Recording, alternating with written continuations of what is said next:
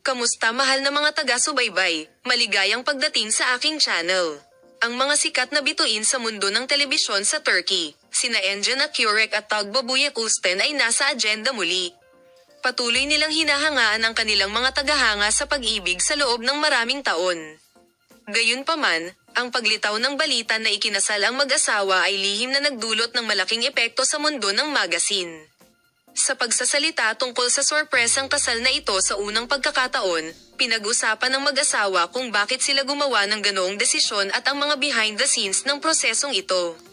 Narito ang detalye ng kanilang pag-iibigan ni Engin at Tugba na nagsagawa ng isang press conference at sinabi na ang pinakamahalagang dahilan kung bakit sila nagpasya na magpakasal ng palihim ay ang matinding pressure sa media.